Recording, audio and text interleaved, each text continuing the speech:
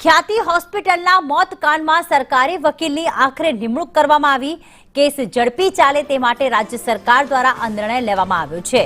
રાજ્ય સરકારે વકીલ વિજય બારોટની નિમણૂક કરી છે। મહેસાણા જિલ્લાના સરકારી વકીલની નિમણૂક સરકાર તરફથી વિજય બારોટ કેસ લડશે।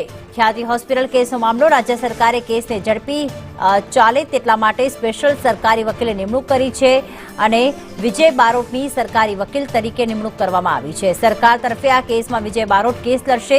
હિરણ અમારી સાથે ફોન લાઈન પર જોડાઈ ગયા છે। હિરણ, વધુ શું વિગતો? સરકારી વકીલની નિમણૂક કરવામાં આવી સરકાર દ્વારા।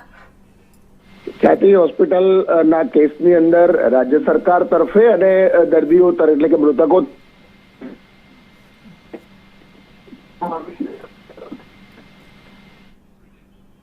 તો ખાસ રાજ્ય સરકારે વકીલ તરીકે વિજય બારોટની નિમણૂક કરી છે। મહેસાણા જિલ્લાના પોલીસ સ્ટેશનમાં જે મૃતક હતા તેમના દ્વારા અલગ અલગ ફરિયાદ નોંધવામાં આવી હતી, જેને 0 નંબરથી અહીંયા વસ્ત્રાપુર પોલીસ સ્ટેશનમાં ટ્રાન્સફર કરવામાં આવી।